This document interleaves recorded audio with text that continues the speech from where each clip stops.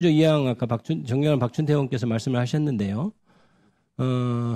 이게 지금 논의될 때 그 조문을 보면은 현행범인 국회의원을 체포 또는 구금하고 있는 행정기관 등은 안건 심의하기 위해서 본회의에 출석할 수 있도록 조치해야 된다 이렇게 규정되어 있는 걸로 봐서는 이게 현행범인인 사람들을 석방하겠다는 취지는 아니죠.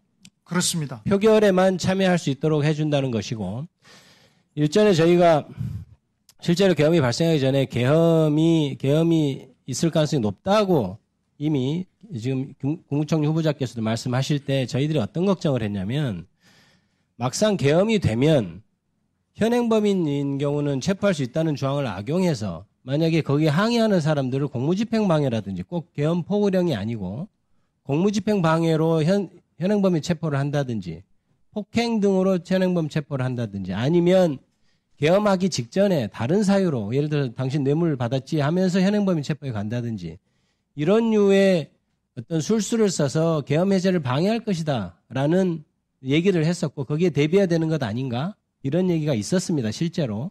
그런데 그런 어떤 꼼수랄까요? 술수랄까요? 이런 것을 사실 배제하기 위한 조항이라고 볼 수 있겠죠. 네, 지금 의원님 말씀하신 다양한 상황을 다 법률안에 담을 수 없기 때문에 그런 국회의 표결권을 존중하기 위해서 그런 여러 가지 가능성을 염두에 두고 좀 법률안을 포괄적으로 담았다는 말씀을 드립니다. 네, 그래서 저는 불체포 특권임에도 불구하고 현행범인은 체포할 수 있다는 그 규정을 악용할 수 있기 때문에 이 조항을 여기에 넣은 것이 아닌가 이렇게 생각하고 적절한 법안이라고 저는 생각됩니다. 예, 마치겠습니다. 네, 예, 수고하셨습니다. 예, 우리 김영민 간사님 질의해 주시기 바랍니다. 네, 개헌법 14조 벌칙 조항을 보면 이제 국회의원 및 국회 소속 공무원의 국회 출입을 방해하면 5년 이하의 징역 금고에 처하도록 돼 있어요. 알고 계시죠? 네. 사관님, 네. 자, 이게 계엄군이나 경찰들이 국회의원의 국회 출입을 방해하는 것은 사실은 우리 형법상 내란죄의 구성요건과 거의 들어맞는, 다시 말해서 이 죄가 성립되면 내란죄도 같이 성립될 것 같거든요. 그런데 내란죄에서 그 일반 부하수행한 경우에 87조 3호죠. 이게 형량이 5년 이하의 징역과 금고예요. 제가 지금 말씀드린 취지는 형량이 똑같다 이겁니다. 지적하는 부분이. 형량이 똑같기 때문에 이게 실효성이 있겠느냐. 오히려 이런 경우는 대놓고 콕 찍어서 국회의 표결을 방해하는 행위로 볼 수 있다라고 하면 오히려 형량이 더 높았어야 되는 것 아니냐라는 것을 말씀드리는 겁니다. 내란죄의 부하수행과 형량이 동일한 것이라면 입법 목적을 달성하는데 큰 효과를 보기 어렵지 않겠냐라는 그런 문제의식입니다. 물론 지금 이 자리에서 고치기는 어려울 것 같은데 그 부분을 논의해서 추후에 개정을 하시던가 이 법의 실효성을 높이기 위한 조치를 좀 취해야 될 것 같습니다.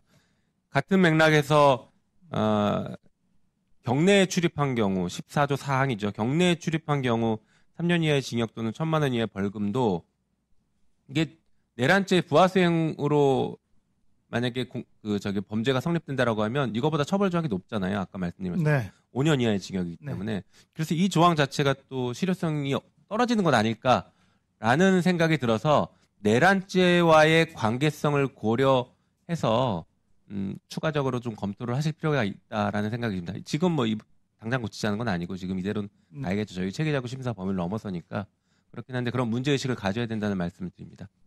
예, 감사합니다. 네. 예, 짧게 해 주십시오. 예. 감사합니다. 아까 말씀드리려다 못된 게 있어서 그런데 사실 이번에 계엄 전국에서 저희가 목도했던 것은 법이 규정이 돼 있는데도 법대로 안 한 것이 사실 굉장히 문제였습니다. 예를 들어 헌법재판관을 임명해야 된다고 헌법재판소에서 결정을 했음에도 불구하고 안 해버리는 것. 그래서 법전을 그러면 안 할 경우에 어떻게 해야 되느냐를 다 계속 규정해야 되는 문제가 있어서 법이 거의 산더미처럼 쌓이게 생기는 그런 문제가 있었는데 사실 이것도 계엄이라는 게 굉장히 무도하게 저지르는 계엄을 우리가 방지하자는 거잖아요. 그러면 사실상 현행범인 체포된 국회의원을 출석하도록 해야 된다. 이걸 안 따르면 어떻게 할 것인가에 대한 고민도 있어야 됩니다. 왜냐하면 우리가 이걸 규정하는 거는 무도한 계엄을 방지하기 위한 거기 때문에 그래요. 그러면 저는 사실 이 개헌법안에서 좀 논의할 때 뭐 참여가 안 돼서 말씀 못 드렸습니다만은 만약 현행법인인데 그 행정기관이 표결에 참여하지 못하도록 한다면 그건 계엄 해제에 동의한 숫자로 간주해야 된다. 이런 아주 강력한 규정을 둬야 그 참여할 수 있게 된다. 이거는 오늘 법안에서는 그게 다루지 않았습니다만 향후에 이런 부분이 수정돼야 된다. 보강돼야 된다. 이런 생각이 듭니다. 그래서 국방부에서 이 점을 항상 염두에 두시고 법안 개정이나 이런 거 염두를 해 두십시오. 이게 결국은 법을 안 지킬 때 뭐 어떻게 해야 될 거는 항상 염두에 둬야 됩니다. 이번 역사적인 경우는. 예, 마치겠습니다. 네, 명심하겠습니다. 더 이상 토론을 하실 위원님이 안 계시면 의결하도록 하겠습니다. 예, 박지원 의원님 질의해 주시기 바랍니다. 개헌법